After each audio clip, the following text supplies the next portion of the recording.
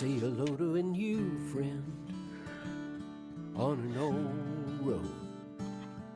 Take a 2-lane trip of memories into mysteries unknown. Come along for the ride. Jim Hinckley's America. Jim Hinckley's America.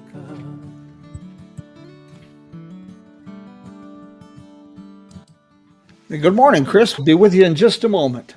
Absolutely. God bless, folks. Hey, glad you could join us. Good morning, Elizabeth and Nolan, Keith. Always good to see your smiling faces, even if it's virtual. And we're going to have a little fun today. Blend two of my favorite things, nostalgia and ice cream. And a little bit of infectious enthusiasm for Route 66 and old-fashioned business dynamics.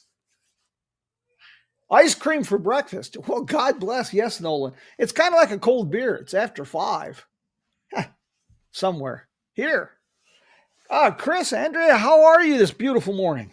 We're wonderful, Jim. How are you? Oh, gosh. It's hard not to. The weather's perfect. Got you folks to talk to. Give us a bit of inspiration. And, it's another day filled with opportunities. It's finally starting to be fall here. It's been cool the last few days and rainy, and it's what fall is supposed to be. Well, fall out here, it's starting to feel like fall the last week or so. That means it's down to about 80 degrees during the day, which is sweater weather out here. Yes. Yeah, break out your sweaters. I've been out here. I'm originally from North Carolina and spent a lot of time in Tennessee and Missouri, Michigan, Minnesota. But I've been out here so long. Like I say, I'm one of the dry roasted nuts, and it gets below 80 degrees. I start looking for my long underwear. So that's so chilly. We have a harvest. We do harvest toast at our ice cream shop, and yes. We get a couple every now and then snowbirds that are coming through, and I had one the other night. It was supposed to get in the 50s in the night, and she was. I know I didn't ask for it, but can I plug in? I'm gonna have to use my heater tonight. It's like absolutely. Oh my goodness! So I did not know you were affiliated with Harvest Host there at Supertam. Yes, yeah, have been since we bought it. So about 5 years now. We were Harvest Host travelers prior to buying the shop, and then we thought this is a perfect opportunity to host, and we've had so much fun with that. I was so glad that you reached out to me because I find your shop fascinating. I'm a fan of ice cream, especially if it's served with apple pie. That's how you get in this kind of shape. But I like to see what I find fascinating, not just on Route 66, but you're seeing it a lot on 66 because it's such a dynamic community. But I'm seeing a younger generation thinking outside the box. And instead of chasing corporate jobs and careers, they're creating something. They're taking opportunity and they're capitalizing on it, providing a valuable service, which is small business, giving a community a sense of identity and inspiring other people. Absolutely. I was a corporate in-house attorney for 17 years, and hated almost every minute of it. And we bought the shop 5 years ago. My wife's a special ed teacher here in Webb City, at Carterville, actually. And I have been so happy with the shop since we bought it. It's just so much fun. This is really interesting. Andrea, are you still teaching or? I am. I have a few more years till I can retire fully. And I've been teaching for 25 years. Well, gosh, you guys are still youngsters, especially from where I'm sitting. Uh, Here, this is quite a background. I have run into so many people, and I think COVID fueled some of this, where people just started. Uh, all of a sudden, they're sitting at home and having time to meditate, yeah, and they're starting to think, "Why am I going to work every day? It's something I hate, and I could be doing something better with my life." and honestly, I still love my job. I love going in. I teach special ed. My students and their families end up becoming family to me. But I was looking for something to fill the void of meeting other people and getting to know people in that small town. And I teach about 2 blocks away from our shop. Ah, well, it's obvious you enjoy your job being there for 25 years, and that's another providing extremely valuable service. Uh, let's talk a little bit about you've got other things going, but Supertam on 66. One of the things I find exciting is I think one of the driving factors behind the popularity of Route 66 is we live in a very cold, impersonal, generic, social media driven world. And what you offer there at Supertam is just the opposite. It's warm, it's inviting, it's welcoming. And I think people need that. I think they need it now more than ever. Yes. So our Andrea came up with a slogan a few years ago. You want to? Yeah, I say it's small town, big family. Oh, We I like that. we are family with people all up and down the route, but then also Carterville is family to us. We just have friends and family from there that we would never have known if it weren't for the shop. We're able to support people through having benefits and using our shop as the place to meet up or uh, gathering items for people in need. Just all the things, or just a place for the kids to come in and sit down in the heat of the summer when they've been at the park and they don't have anything else to do and they just want a place to be. Um, they know me. I'm a familiar face from school, and they come in and I tell them, as long as you're not rowdy, you can come in and hang out with me, and we've got table games they can play, and I'll give them a glass of water, and then they get re-energized and go back and play ball at the park. See, I'm seeing a return to this. This is so exciting. And like I say, I'm so glad that you could join us today. People need to hear this, that sense of community is so crucial.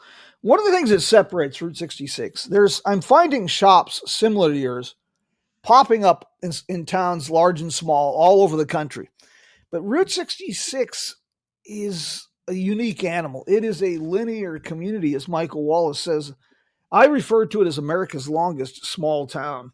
Yes. Absolutely. Yeah. And so Carterville just simply becomes a suburb, if you will, of that smaller, that linear community. And So where we are in Missouri, so we are right in that southwest corner of the state. For listeners that don't understand kind of where we are, so we're right in the corner. You can throw a rock into Kansas, and if you throw it really hard, into Oklahoma. And so we're usually on travelers. If they're going fast, it's like day 3 or 4. If they're taking the time, it may even be a week or so into it. But what I like hearing when they get to our shop, first of all, I'm talking about foreign travelers. So I always ask them, what are you thinking about Route 66? What do you think of your trip? And there's always 2 things. First, how vast. They understood that Route 66 is 2,448 miles, but they didn't realize that they could drive for days and still be in Illinois. They said that in their country, usually European or whatever, they can be in another country in an hour. Right. They can just kind of hop around. But the second thing, and this is what makes me so happy and so proud, is they said y'all really do know each other. It is one big family. And as they hit each shop, they're saying, "Oh, go talk to Barb and George at Gay Parita, or Chris and Andrea at Supertam, Aaron and Cass at Gearhead." It's we all know each other and we all have dinner together. And as Aaron always says at Gearhead Curio, and I think it's funny. Yes, Route 66 is a family, but like all families, we have every now and then that dysfunctional uncle or Oh God, yes. Yes. But there again, but just like a family that has the dysfunctional uncle that wants to yell at Thanksgiving or all these different things, when the proverbial dog do hits the fan, they'll generally put aside differences and come together. Yeah, we're family. Don't mess with family. Yeah, we can talk about the dysfunctional uncle, but you better not. Exactly. Hey, ice cream parlors have been popping up all along Route 66, which is great. We've got one in Kingman that just opened, the Scoops on 66. I saw that. Tim and Lenore are dynamic. They've taken over an entire block downtown. But you found a way to make your ice cream parlor, Supertam, a little bit different. I like it, the reference to a dessert museum. Now that's different. Yeah, we've got almost 5,000 pieces of Superman memorabilia and Route 66 memorabilia. I've got a lot of, I have the Shamrock Court office sign from Rich Dinkla's Shamrock Court, and it's signed by Billy Wieland and Roman Rich. It's hanging up in the shop. That's one of our pride possession Route 66 thing. People see that on our wall and they say, "Wait a second, you've been there?" And I said, "Been there. We know him. Like, we know him personally."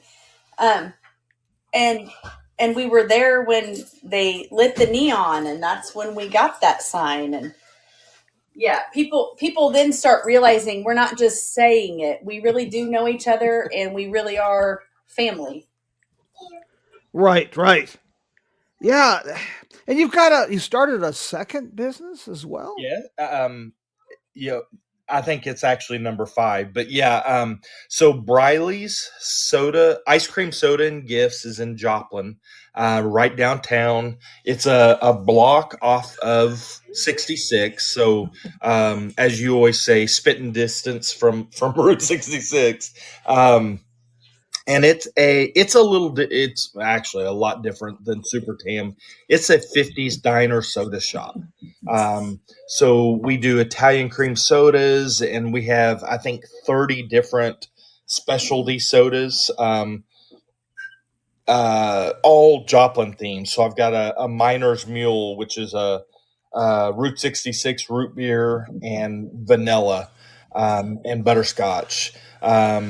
Rangeline spritzer, a Schifferdecker splash, things like that. So we try to embrace that Joplin culture, and in a fun, again, it's a very fun, inviting, warm atmosphere. Schifferdecker. So you got a little bit of a reference to your neighboring mining communities there, huh? Yes, sure do. Well, and Joplin is where Schifferdecker is, and that's where the new shop is. Okay, yes. Yeah. And people there, it's kind of like a modern step back into an old soda shop. Yeah, I have an old 50s TV that plays I have a loop of, do you remember the old intermission drive-in theater intermission commercials? Yes. It replays those. That's our son. I apologize. That's not a problem. They play those old commercials on that old black and white 50s TV, and I have 50s music going in the background, and old couches, and you can sit around the TV just like you would 50 years ago. And you've also started something, Dogs on the Route? Yeah, so Dogs on the Route was technically our second business, and it's a hot dog. It's a New York style hot dog cart. Okay, huh? Yeah, and we take it to events, birthday parties, graduation parties. We've had birthdays at the shop that'll say, "Hey, I want your hot dog cart," and we'll set up the hot dog cart there at the shop, and the kids will come out and get their hot dogs. But I have 8 different hot dogs, and they're all Route 66 themed. So I've got an Amarillo dog, which is pulled pork and coleslaw. I've got a Catoosa dog, which is a pretzel bun, nacho cheese, and jalapeno. I've got a Santa Fe dog, which is chilies and pepper on it. It's fun. It's a quarter pound all beef hot dog, real fresh bun. I've got a Chicago dog, of course, that has all the portocino peppers and the yellow relish or the neon relish. Professor Stoltz had mentioned, asked if it was too early for ice cream for breakfast. Not if you have a hot dog first. Yeah, absolutely. Well, ice cream is milk. We eat bowls of cereal, so that's my kind of thinking. I always tell people the wheel bearing is connected to the muffler. It's just a roundabout way of getting there. Right. God, it's really something. Carterville, Webb City, Carthage, Joplin, Galena, Baxter Springs, the mining heritage there, in the mining boom days have really created, there are some really neat things in that area. So you could easily make this more than a day visit. Oh, absolutely. So if you wanted to stretch it, let's say from Red Oak 2, which is Kellogg Lake, Carthage area, all the way to Galena, because that's all 15, 20-minute driving distance. So you could hub, say, Joplin, and then do Red Oak 2 and Precious Moments and the courthouse and all the Carthage area stuff on one day, and then hit Joplin with the murals and the museums. There's a beautiful mining museum in Joplin. Yes. And then you've got a small appliance museum just right outside of Joplin that I know it sounds kind of wonky, but it's very fascinating. There's hundreds of these little small appliances, and it's a really neat museum.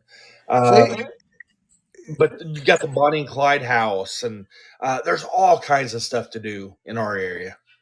So you can work up an appetite, have a nice hot dog for lunch, a little bit of ice cream, round it out with a different type of hot dog for supper, and a little ice cream, and or go to Wilder's for a steak for dinner and see the new Wilder's. Yes, go to Wilder's for dinner and then have ice cream for dessert. Absolutely. At Supertam. At the Briley's. We're just right down the road from Wilder's there. So you can have Supertam for lunch and Briley's for after dinner dessert. Do you have an old theater in the district or the area?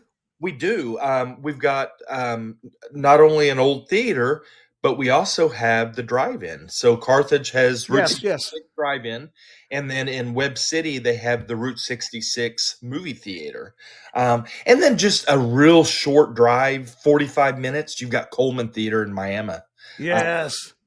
So again, going back, not all Route 66 has some really cool areas, but our area is, you've got a vast, from old theaters, drive-ins to museums and murals, and we've got a little bit of everything. One of the things I find exciting about Route 66, and I've had this conversation with Scott Piotrowski, the former president of the California Historic Route 66 Association. Yep. He is totally anal about Route 66. He loves the entire corridor, but when it comes to Route 66, it really only exists in Los Angeles.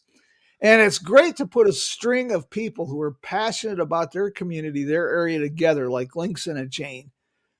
Hey, here's a thought that just popped into my head for the centennial. I can picture a great night at the drive-in theater in Carthage with a gourmet hot dog cart and a Superman film festival.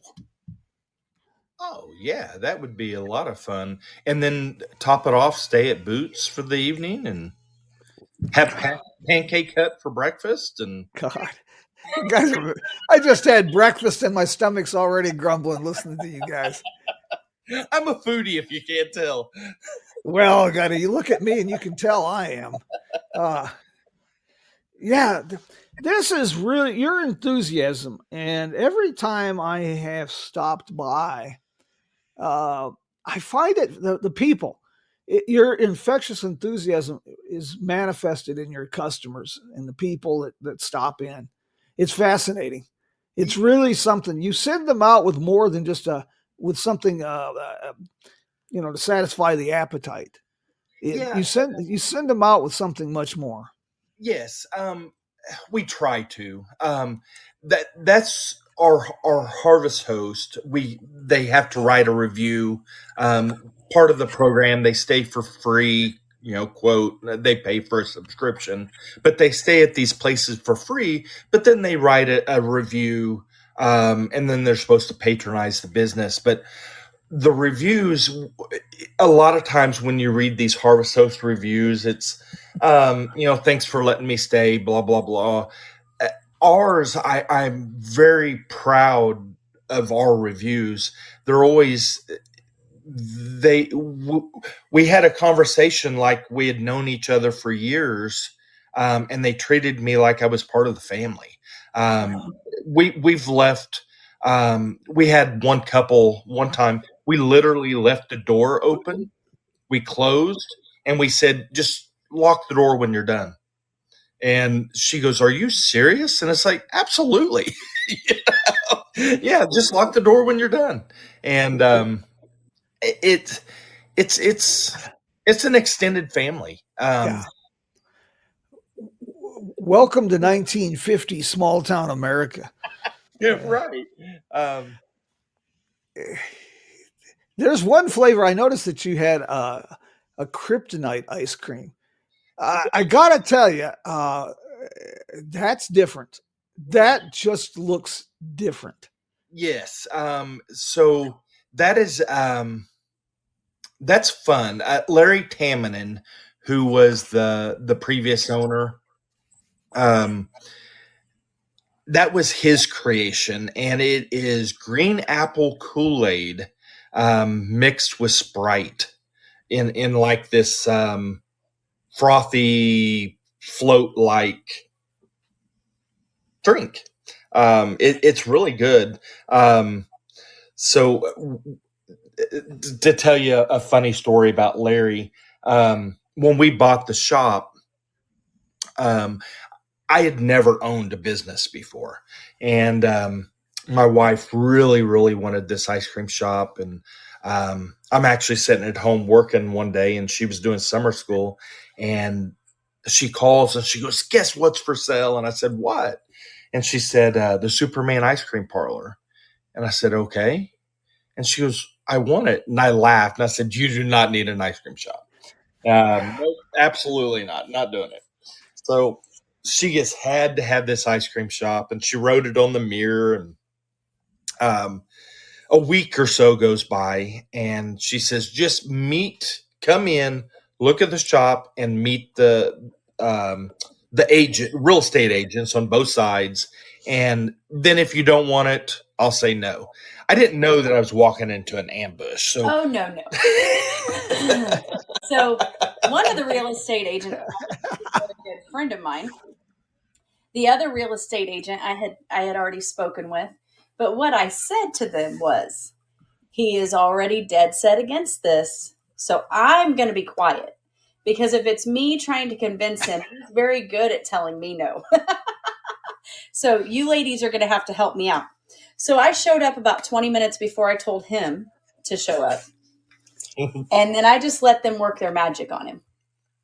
And it took about 10 minutes, maybe 15, of him being there to realize this is a really cool place and he wanted to be a part of it too. Yeah.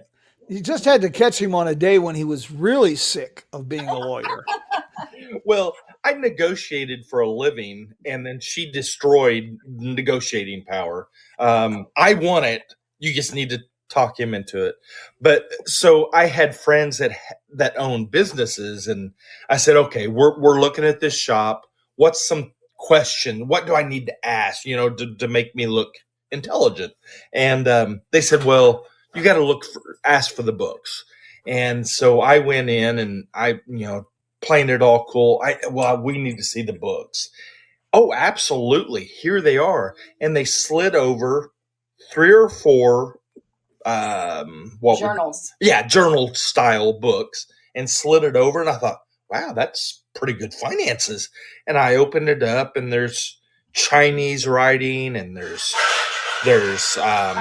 people from Australia, and I'm flipping through, and I'm not seeing any numbers except dates, but there's just years and years worth of journals, and it's like, well, what is this? And it's that's his books. Greetings from Australia. Yes. And we were like, what is this? And she said, that's the books. And Chris is looking at it like, this isn't what I was asking for. And she goes, oh, you mean like money? No, we don't have that.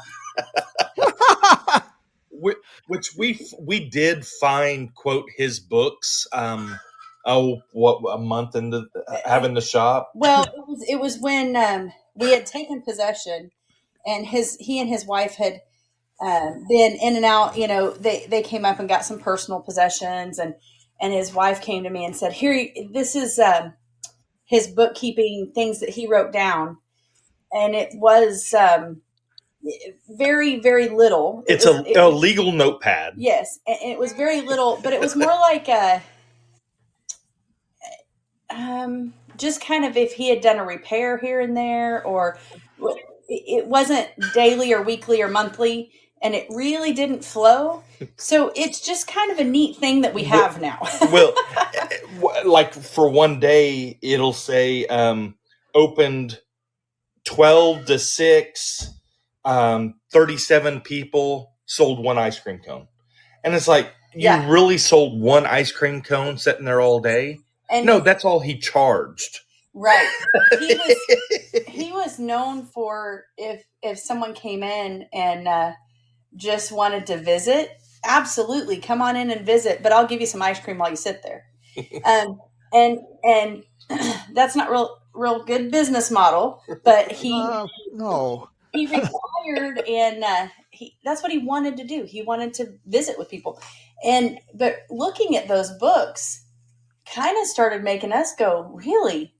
New Zealand, Australia, Italy? Are you kidding me? So we started really thinking in and embracing the fact that you might see 30 or 40 people a day, and what you're getting from it is not $5 for an ice cream cone. What you're getting is the experience of a lifetime to meet people from all over the world. Yeah. And people who live, I find it surprising, people who live in Route 66 communities, unless they have a business or they're actively involved with tourism, they may know of Route 66, they may have a vague understanding, but they don't have an awareness of this highway, how popular it is. I have met the most inspirational and amazing people, World War II veterans that had their honeymoon in a 1940 Harley and a sidecar, and they and his wife have fixed up a Harley and a sidecar for an anniversary trip. I've met French mimes that are trying to set stilt walking records by walking the length of Route 66. I had one come through doing that. So that's where that is where I have kind of meshed what I do for a living and what I do for my passion. Ah, The first year we had the shop, I said, I'm at the school. Can we donate something to the kids at the school? So every month we have what's called Student of the Month, and every student in the school has a chance to be the Student of the Month for their class. So we're kindergarten through fourth grade, and each class picks a kid. But then every child that's picked to be Student of the Month for their class gets a coupon for an ice cream cone. So I also somewhat talked my principal into a couple years ago making the theme, because we have a theme each year for school. This year it's Americana, so there's everything red, white, and blue. A few years ago, it was Route 66.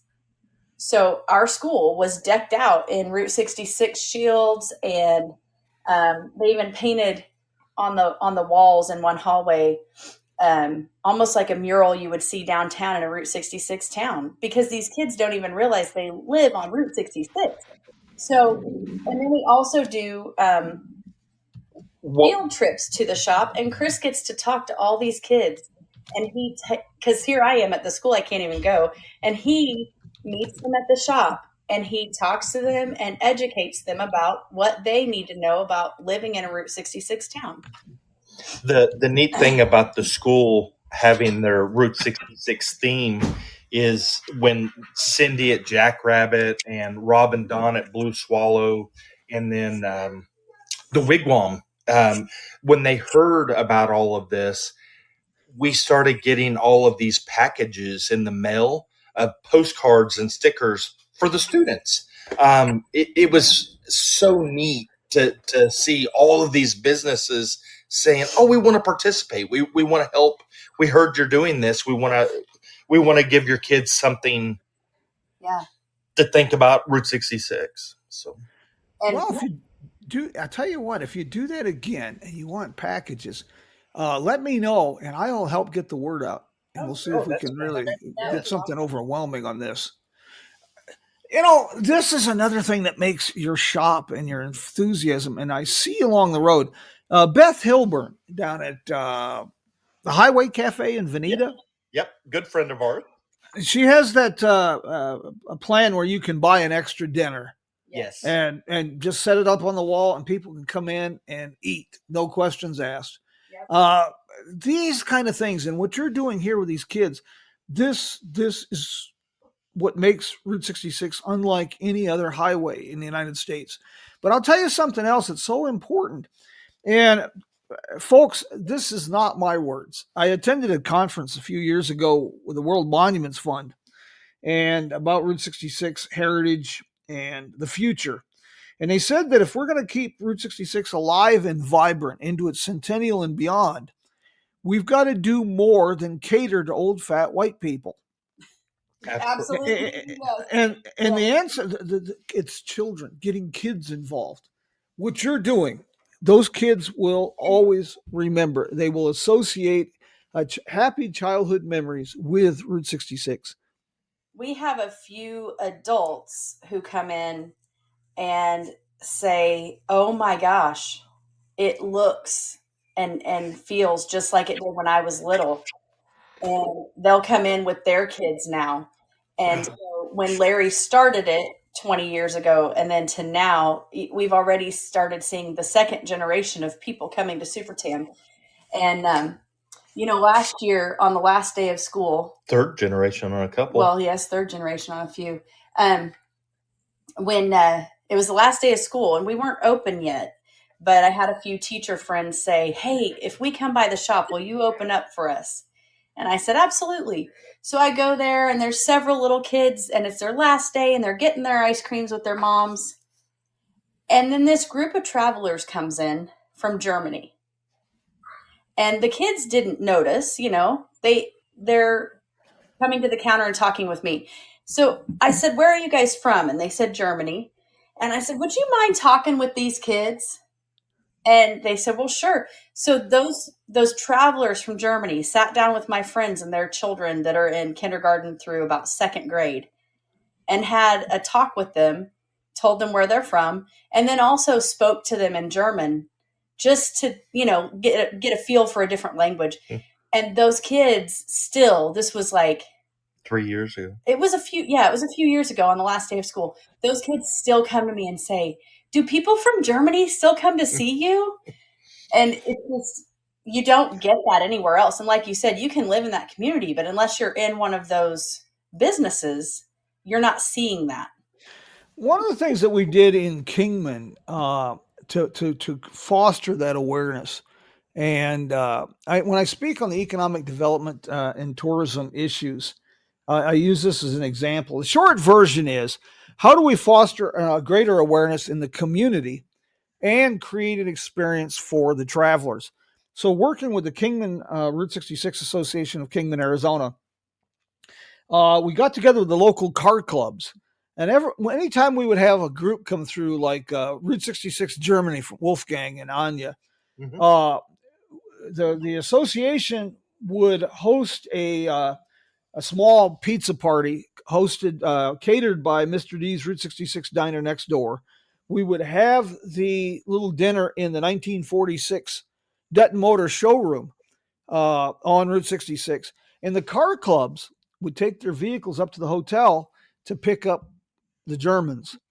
And we'd drive them through town and down. And it gave the people a chance to interact, had a greater awareness of why people are traveling the road, the potential economic impact. The Germans had an incredible memory that they still talk about for years. And it was a win-win for everybody, fostering development of a sense of community. Yeah. And it seems like that's what you're doing in spades. Yeah, that's a great, I love that idea. We had an Italian family last year. So my wife, Andrea, has a 55 Ford Fairlane that sets and it's the turquoise or teal and cream, beautiful car, but it sits at the shop, and the family were out there taking pictures of it, and one of them asked if they could get close to it to take a picture, and I said, well, here, I'll do you one better. And I opened the doors, I opened it and let them sit in it. And the girls, how old were they? They were 20 and 22, I believe, traveling with their parents. But I feel like, too, sometimes 22-year-olds from America wouldn't be the same, like family-oriented with, like... That's true. They were still very involved with their parents, but they were early 20s. But he let them sit in the car. And I came outside and I said, hey, take them for a drive. And they were like, you would do that? So he drove them around the block in my 55. They were over the moon. Yeah, their parents were videoing and I mean, just smile ear to ear. Yeah. It was so much fun. We've got pictures. I bet they smiled for days. Well, I can't believe a 55 Ford Fairlane. I've had two of those, and gosh, I have a fond memories. Great cars. I like those. So, fun story about my car. We got that car because I wanted it, and obviously, with this story, I get what I want. And I'm starting to notice a pattern here. Yes. So, Chris took me up to Classic Cars in Staunton, Illinois, and we bought that car. And my mom, who has since passed away, had a surgery, and I had just gotten home with this car, and Mom had this surgery. So I'm sitting at her bedside, and I'm just telling her about it and showing her pictures. And she was a little loopy from the surgery, and she said, "Where did you find my car?" And I kind of laughed, and I said, "Oh, Mama, that's my car." And she said, "No, my daddy bought me that." So I then, next time I went out in the hall, I called her sister, and I said, "Aunt Linda, did my mom have a 55 Ford Fairlane that was blue?" And she said, "Oh, my goodness, yes. When she was 13 years old, our daddy bought her that car." She was the fifth of 9 children, and she drove the younger kids to school in it. Isn't that something? You just have to wonder how the universe plays these cards. So when she got out of the hospital and was feeling a little better, I got to take her for a ride in that car a few times before she passed away. She was loving it, and she knew. I mean, she understood that it wasn't hers at that point. She kind of came in and out of those kind of spells, but she just loved it. So I've got pictures of her in the car too. Gosh darn it. And you do special events, I see. I mean, people can, like a tour group or people traveling with they can kind of organize a special event there at Supertam. Oh, absolutely. And several times Andrea said, will you open up? Will you do this? We have people that, tourists, foreigners that'll be coming through, for example, this afternoon. They might call and say, hey, we're coming through the area. We wanted to see it. It's like, well, what time are you going to be there? We'll open up. And so we open up just for them, and they feel so special. But then you can't just open up for them, because as you're open and they're there, then the next traveler stops and the next traveler. So you're usually stuck there for a little bit, and that's okay. Yeah, it's fun. We've had everything from school field trips. I love doing educational field trips. Yes, So yes. We've had the Catholic school, and we've had the homeschool groups. There's a teacher in Pittsburgh, Kansas, which is only about 30 minutes from here, who has really, really done Route 66 right. She does these huge units, and that happens to be where I'm from. But she will have a whole field trip, and she has turned her garage into a pretend diner, like a Route 66 diner. And so she brings her classes too. It's just good. And we're always open for classes and like you said, homeschool groups, whatever. This is so important, not just this is how communities are revitalized and transformed. You got a dynamo down there in Joplin with Patrick Tuttle. Absolutely. Yeah, he's a good friend. Yeah, and he, his ability to see beyond Joplin, see the importance of linking these communities together is crucial. Mm-hmm. I got a couple questions here for you. Professor Stoltz has asked, was Supertam closed for a while before you got it, or? Yeah. Oh, yes. Yeah. So, Larry got very sick. He was having health problem after health problem. And he was trying to keep it open, and he would be closed for 2 or 3 days, and then he would start feeling better. So he would post, hey, I'm going to be open at 5:00. And then he would either not show up because he would get sick again, or he'd be there 30, 40 minutes and then have to leave. So it ended up being closed for about 2 years before we bought it. And the reason that it took so long for them to, one, he didn't want to let go of it. He kept thinking he had dementia, and he had basically what Bruce Willis has. I gotcha. Yeah. Oh, I'm sorry to hear that. And gosh, that's a tragedy. Yes. And so he kept thinking, oh, I'm going to be better tomorrow. I'm going to be better tomorrow. And tomorrow, unfortunately, just never came. And he finally needed to sell it.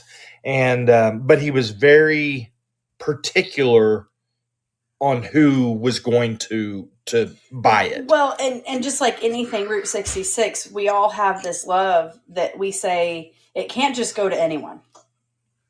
Right, yes. That is what he made sure. He had people offering lots of money and cash because they wanted his Superman things.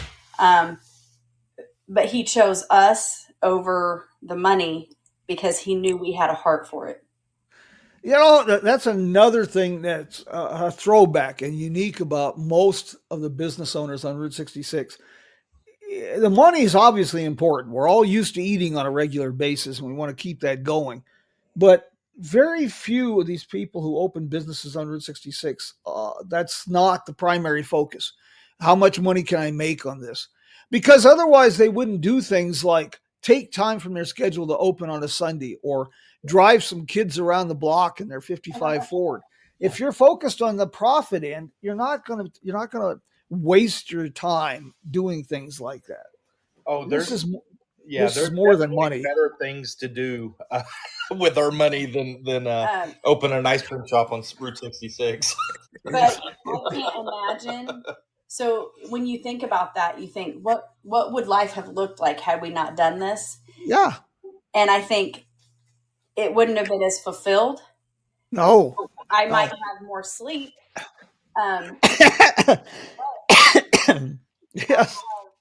People I can call friends from all over the world that I can talk to any day, and they would know who I am, and they would say, yeah, sure, we're coming through this point, and we change our schedules, and we go out to eat, and we get a babysitter and go do things, because that is just the experience we're looking for. Well, Professor Nolan and his wife Sam, that's a great example. We met them in Tulsa at Tally's Diner and had dinner with them one night because they were in the area. Yeah. So we ran up and we made it happen. We met them just to have dinner with them. Fantastic couple. Yes. Nolan did a lot for Roots, or is still doing a lot for Route 66. We went to, we spent a whole week in Oklahoma on Route 66 just for our Christmas vacation one year. And they happened to be in Oklahoma, and we saw them. We just kept in touch, and we knew we were going to cross paths. So we met up at McClanahan's. Oh yeah, Jim. Yeah. And then just kind of hung out there for a while. That was nice.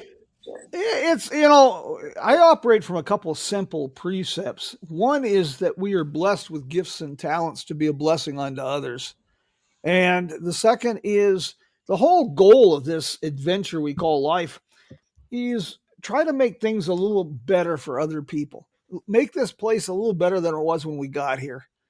And you two are doing this. In the process of doing that, you make your life so much richer, so much more fulfilling. Absolutely. And I really like the educational, even though I'm not the teacher in the group, I really like the educational, the field trip. Yes. Part of it. So that I just wrote a children's book, and it hopefully is going to be out in December. Publisher picked it up. We're working on illustrations right now, but it's called Happy Birthday Route 66, and it's the centennial from a kid's perspective on how a road can have a birthday, and why the road, even though the road, quote, doesn't exist anymore, how it still is a part of our lives. You touched on something there, Chris. That is probably one of the most amazing things about Route 66. First of all, it's a road, for God's sakes, but it's a road that officially doesn't even exist. Right. And it has an international fan club. Yes. That's just mind-boggling. Well, it's also funny. I used to teach when Christopher was still a baby, and then also before Christopher was born. We called that BC. We call everything BC before Christopher. But I taught students from China online. And when they hit around 3rd or 4th grade age, one of the units we taught was about America. And they had to know 3 major landmark, if you will. And it was the Golden Gate Bridge, the Statue of Liberty, and Route 66. Yes. And so I had a map of the United States behind me during those sessions, and I would show them, this is where I live. And they were like, what? You live on Route 66? Like, they were so excited. But being international, but then the small town people who live here still need educated about it, because it's not their everyday experience. Yes. I mean, it is their everyday experience. They drive it down, and it's just where we drive. they don't realize what a big pull it has until you tell them about it.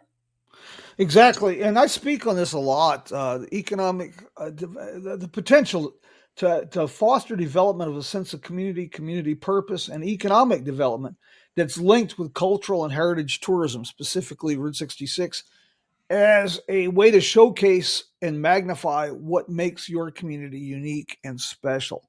Right. It's, for me, BC, I refer to BC often as before COVID. Right. That too. You mentioned the Statue of Liberty in Route 66. That is intriguing. I was speaking at the second European Route 66 festival in Zlin, Czechia, and I had a conversation with a gentleman from Ukraine that was attending the event. He was originally from Czechia, but he was living in Ukraine. And he said, growing up behind the Iron Curtain and listening to Radio Free America, the song "Get Your Kicks on Route 66," bootleg copies of Easy Rider. He says those came to symbolize freedom for my generation, like the Statue of Liberty did for a previous generation. Yeah. Pretty powerful stuff. It is. Chris and Andrea, thank you for taking time from your schedule to do this morning. Most importantly, thank you for your dedication to this this quirky, weird, odd family that we have, and it's truly your work is really appreciated. It really is, very much. And so is yours. Yes. What you're doing is fantastic. We're honored to have been able to talk to you. Anytime, and anything. I always tell business owners, if there's anything I can do to help, holler, ask. The worst that'll happen is I'll laugh and say, "Well, that ain't happening,"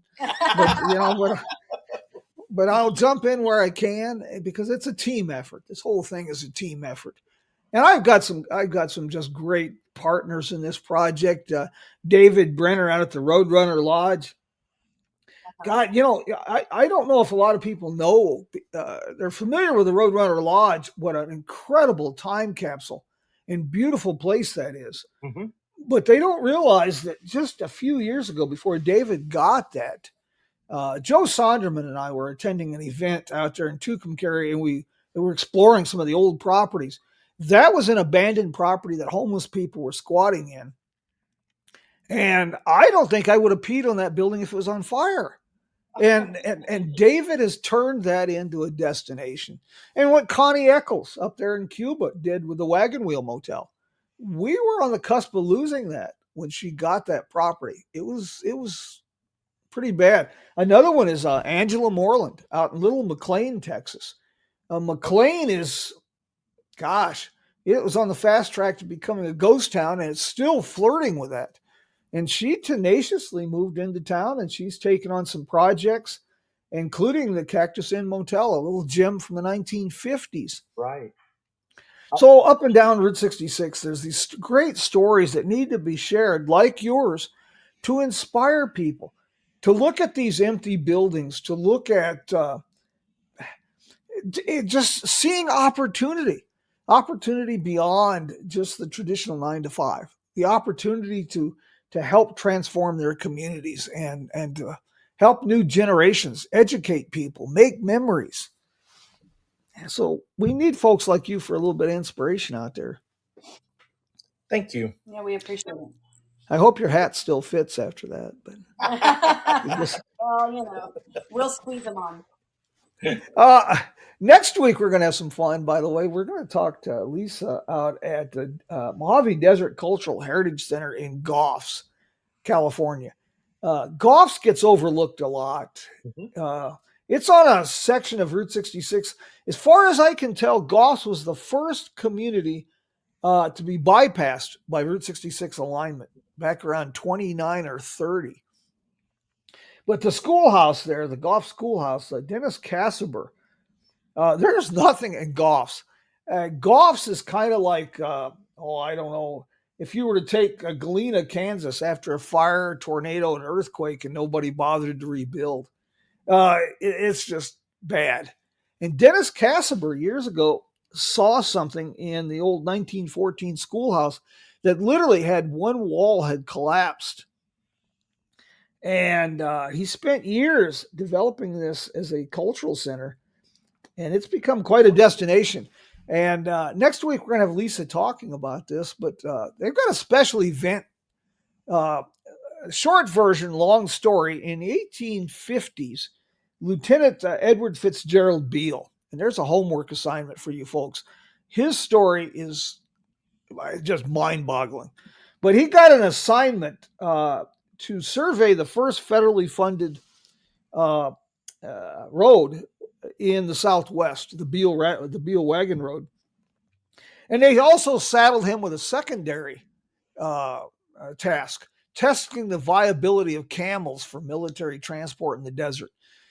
The Beale Wagon Road basically followed a Native American trade route across the desert, and that later became the Railroad, National Old Trails Road, and then Route 66. Well, the Desert Cultural Heritage Center is sponsoring a special weekend. Military reenactors are recreating the Camel Corps. They're bringing camels into Goffs in November. So that's going to be kind of an interesting program next week, and an interesting program in Goffs. Yeah. Folks, I want to thank Chris and Andrea. I want to thank everybody who joined us this morning. We'll get this published this afternoon, and I will have your website link up. Thank you. And I'll do a blog post pretty soon about the mining communities there and all the things that's to be seen. Lowell Davis's Red Oak 2 and some of the other great attractions in the area. And well, next time I get back that way, we'll have to see if we can get some of that ice cream again. Oh, absolutely. I really have to apologize to ice cream shop owners, including yourself. I'll spend 30 minutes staring at all of the delightful flavors, and I always seem to end up with vanilla. I don't know what a psychiatrist would say about that. It actually has been the most popular flavor across the board if you poll America. But when we get people in our shop, I kind of have a thing. I can tell if they're going to order ice cream or vanilla ice cream or not. And it's the base of all flavors. People love it. Yes, indeed. My friends, thank you. I've enjoyed this immensely. And like I say, if I can do anything, you holler. And Nolan says he likes Zanzibar. Oh, yes. Yeah. I just saw his comment, and I was going to. That is the most popular flavor we have. And if I don't have it in the case, we have certain customers that'll poke their head in and say, "Do you have Zanzibar?" And if I say no, they'll say, "Okay, see you next time." Yeah, they walk out. It's very good. So I'm not the only one that gets locked in with one flavor. That's okay. My friends, thank you. And we'll do this again next week. Like I say, we'll get this published up. I want to thank all of the people and encourage them to join us, not just here, but the Jim Hinckley's American Network. We have reached a pretty momentous milestone recently. I'm not sure how exactly this happened because I'm modern Amish. I sure don't understand this technology. I just push buttons till something breaks or works. And we have hit just recently, we surpassed reach and engagement of 300,000 people in a month. That's amazing. I do not have a clue how that happened, but I'm glad it did because this thing is always designed and conceived as a shared adventure. And so join us and help us share the adventure. Thank you very much. You bet, guys. It was great talking with you. I will bid everyone adios with a little bit of road trip inspiring music from our good friends Joe and Woody and the boys of the Road Crew 66. Check out their website, Road Crew 66. They have some road trip inspiring music as well as some great theme songs for your road trip adventure. We'll see everybody next week. Adios, my friends.